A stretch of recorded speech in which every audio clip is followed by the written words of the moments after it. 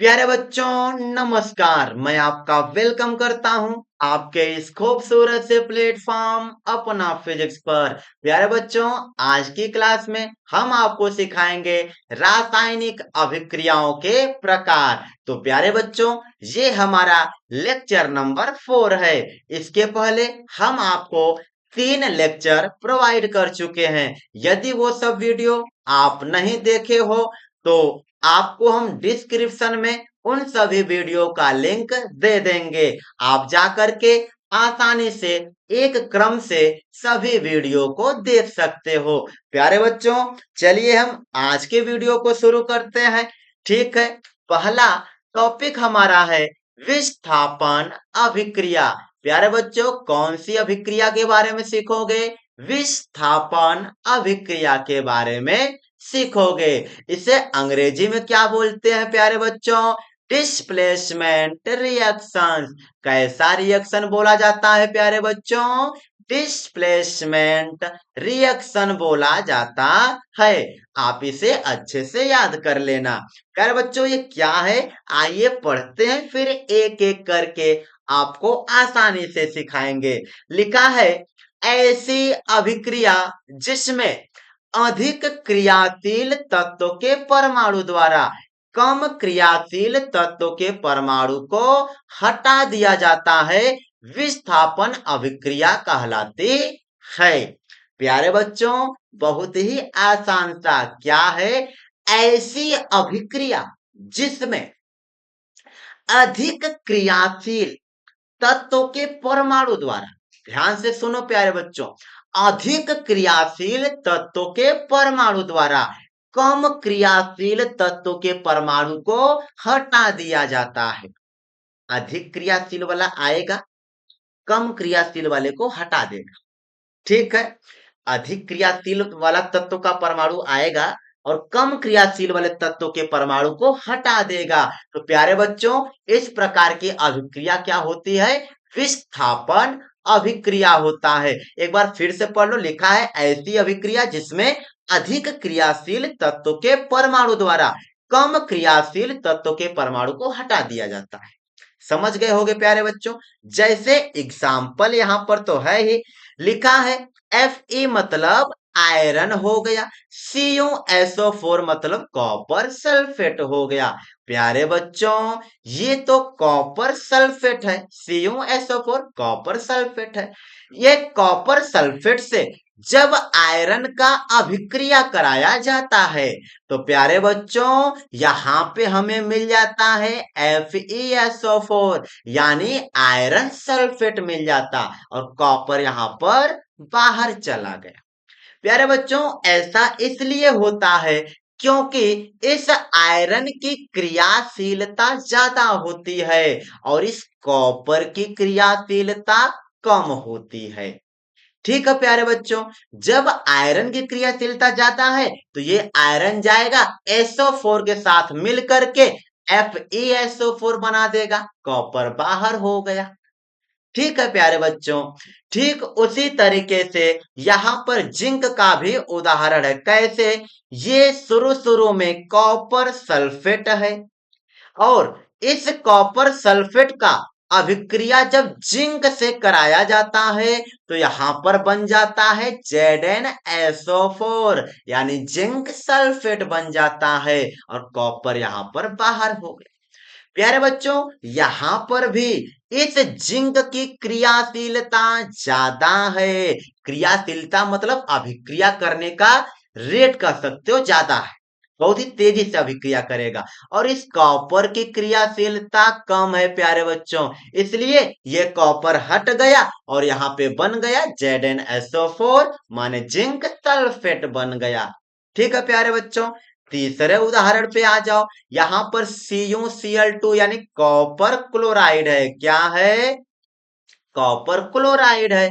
ये जो copper chloride है प्यारे बच्चों, ये किससे अभिक्रिया करेगा? Pb मतलब लेड से अभिक्रिया करेगा, और जैसे ही अभिक्रिया करेगा यहां पर बन जाएगा लेड क्लोराइड, PbCl2।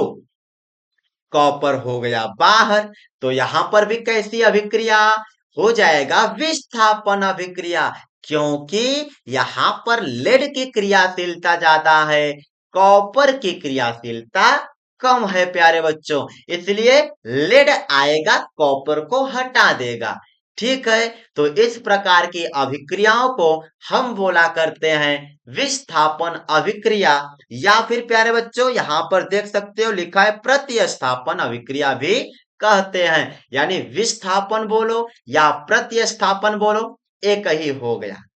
ठीक है प्यारे बच्चों, अब आपके दिमाग में ये क्वेश्चन आ रहा होगा, सर जी यहाँ पे आयरन की क्रियाशीलता ज्यादा है, कॉपर की कम है, फिर बोल रहे सर जिंक की क्रियाशीलता ज्यादा है, कॉपर की कम है, तो सर जी हमें कैसे पता चलेगा कि कौन अभिक्रियाशील ज्यादा है और कौन कम क्रियाशील है?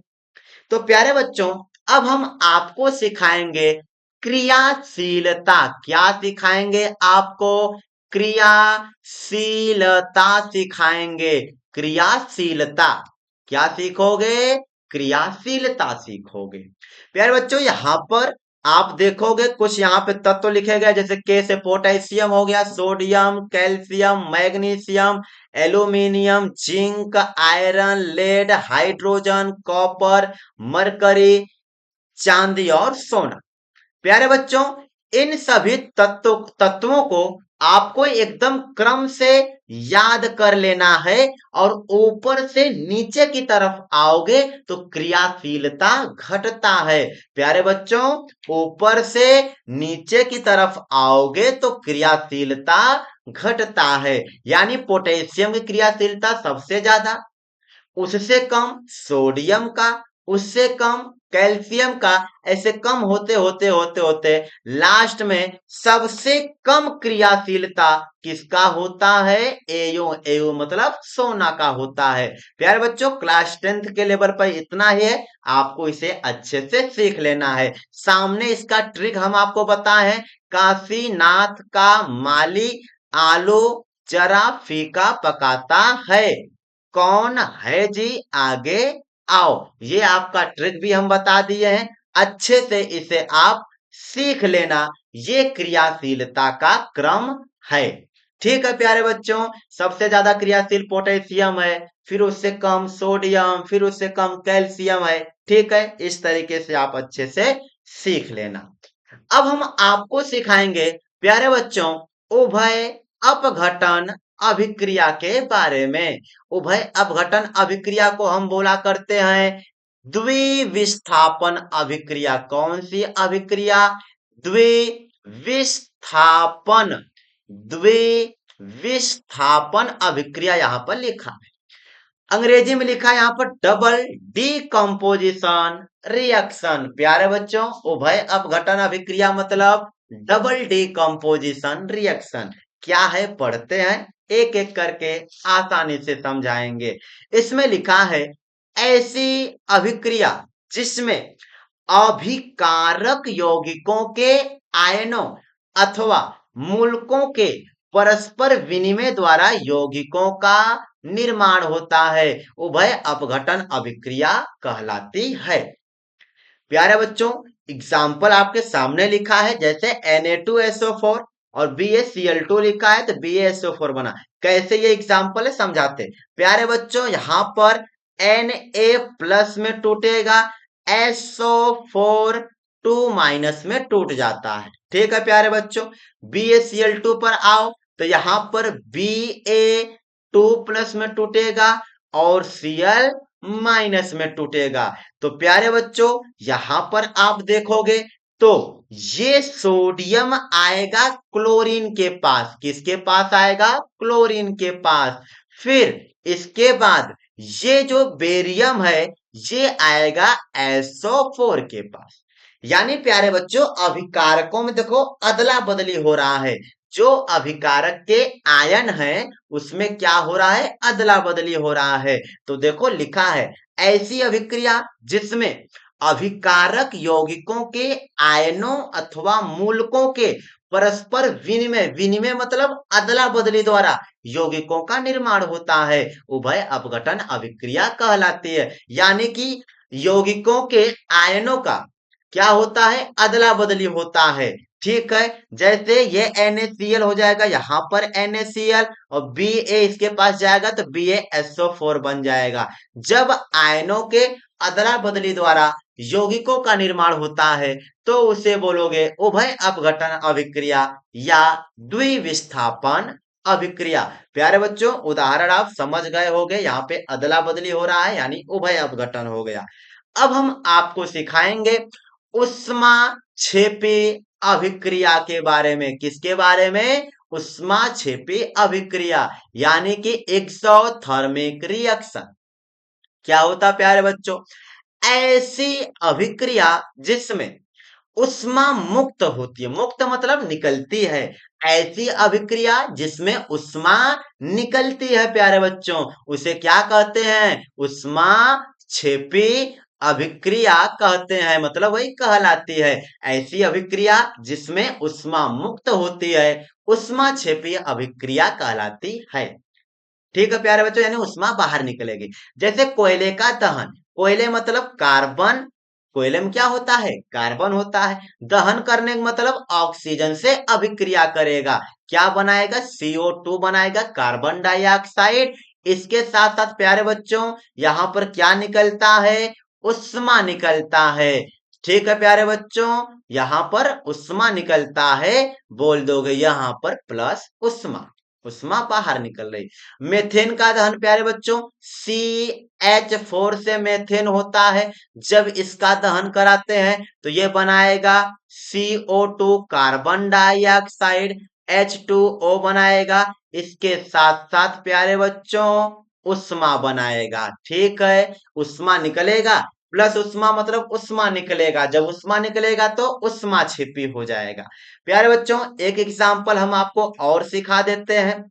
ठीक है, वो कौन सा एग्जाम्पल है तो यहाँ पर हम लिख देते हैं। वो एग्जाम्पल है calcium oxide, CaO, calcium oxide. जब अभिक्रिया करता है H2O यानी जल से, कैल्शियम ऑक्साइड मतलब बिना पूछा चुना, जब जल से अभिक्रिया करेगा तो CaOH का, CaOH का होल ट्वाइस बनाएगा। इसके साथ साथ प्यारे बच्चों उष्मा बाहर निकलेगा, तो ये भी उष्मा छिपी अभिक्रिया का उदाहरण है प्यारे बच्चों। तो हमने आपको सिखा दिया उष्मा क्षेपी अभिक्रिया के बारे में, यानी ऐसी अभिक्रिया जिसमें उष्मा बाहर निकलती है तो उष्मा क्षेपी, आपको हमने उदाहरण भी सिखा दिया। अब हम चलेंगे आगे के टॉपिक पर, वो है उष्मा शोषी अभिक्रिया, एंडोथर्मिक रिएक्शन। कैसा रिएक्शन? एंडोथर्मिक रिएक्शन यानी उष्मा शोषी। उष्मा शोषी मतलब उष्मा को अवशोषित करेगा, यानी उष्मा चाहिए। ठीक है, जैसे प्यारे बच्चों यहाँ पे अभी हम आपको सिखाएंगे, लिखा है ऐसी अभिक्रिया जिसमें उष्मा की आवश्यकता होती है उष्मा शोषी अभिक्रिया कहलाती है। यानी प्यारे बच्चों कोई अभिक्रिया होने के लिए उष्मा चाहिए तो उसे क्या बोलोगे? उष्मा शोषी अभिक्रिया बोलोगे। जैसे प्यारे बच्चों आप यदि हम आपको बताएं लेड नाइट्रेट, ठीक है, Pb, इसे हम फिर से अगर लिखें तो यहां पर PbNO3 का होल ट्वाइस, लेड नाइट्रेट। जब इसको प्यारे बच्चों हीट दोगे यानी उष्मा दोगे, ये त्रिभुज जैसा बना यानी गर्म किया जा रहा है, उष्मा दिया जा रहा है, तो ये ब्रेक होकर के बनाता है PbO मतलब लेड ऑक्साइड बनाएगा। इसके साथ साथ प्यारे बच्चों NO2 बनाएगा, नाइट्रोजन डाइऑक्साइड बनाएगा। इसके बाद O2 यानी ऑक्सीजन बनाता है। ठीक है प्यारे बच्चों, तो इसको आप बोल सकते हो यह एक उष्मा शोषी अभिक्रिया का उदाहरण है। ठीक है प्यारे बच्चों, और भी एग्जाम्पल लिख सकते हो, जैसे CaCO3 यानी कैल्शियम कार्बोनेट। प्यारे बच्चों जब कैल्शियम कार्बोनेट को क्या किया जाता है? गर्म किया जाता है, तो बनता है CaO, कैल्शियम ऑक्साइड बन जाता है। इसके साथ साथ CO2 कार्बन डाइऑक्साइड बन जाता है। ठीक है प्यारे बच्चों, यानी ये सब अभिक्रिया किसका उदाहरण है? उष्मा शोषी, क्योंकि उष्मा की आवश्यकता होती है। ठीक है प्यारे बच्चों, इस त्रिभुज बनाने का मतलब उष्मा दिया जा रहा है। तो हमने आपको सिखाया उष्मा शोषी अभिक्रिया के बारे में। अब हम आपको सिखाएंगे अवक्षेपण अभिक्रिया। अवक्षेपण अभिक्रिया, प्रेसिपिटेशन रिएक्शन, प्रेसिपिटेशन रिएक्शन, उष्मा या फिर अवक्षेपण अभिक्रिया। लिखा है इसमें ऐसी अभिक्रिया जिसमें अवक्षेप का निर्माण होता है, अवक्षेपण अभिक्रिया कहलाती है। प्यारे बच्चों, अब अवक्षेपण अभिक्रिया क्या है?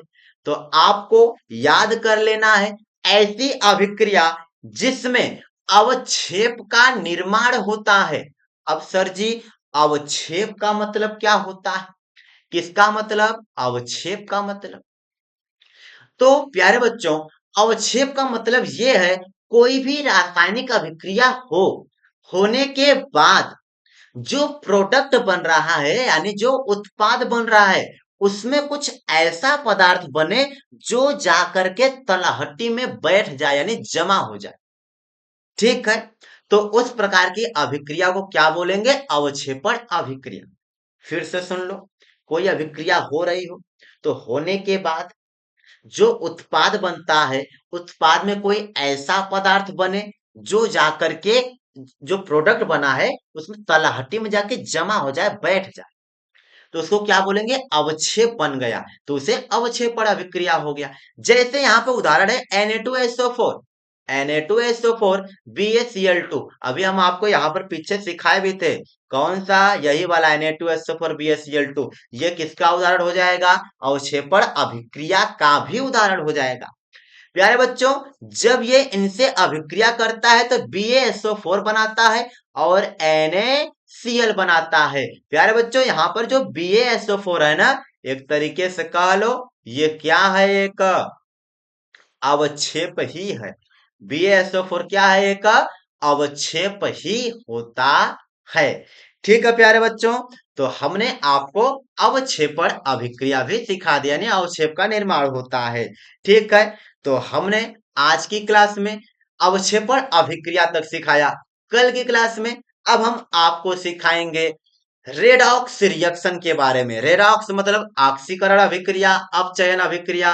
फिर हम आपको सिखाएंगे संक्षारण क्या होता है, विकृत गिंधता क्या होता है, यानी रेंसिडिटी होता है, जिसे रेंसिडिटी बोलते हैं, कोरोजन बोला जाता है। इन सब अभिक्रियाओं के बारे में जो कंसेप्ट है, सब दूसरे क्लास में यानी लेक्चर नंबर 5 में हम आपको सिखाएंगे। तो प्यारे बच्चों, यदि आप पूरा वीडियो देखे होंगे तो आपको तहे दिल से धन्यवाद, धन्यवाद, धन्यवाद। प्यारे बच्चों, चलिए मिलते हैं आपसे नेक्स्ट क्लास में। तब तक के लिए पढ़ाई करते रहें। ऑल दी वेरी बेस्ट मेरे प्यारे बच्चा लोग।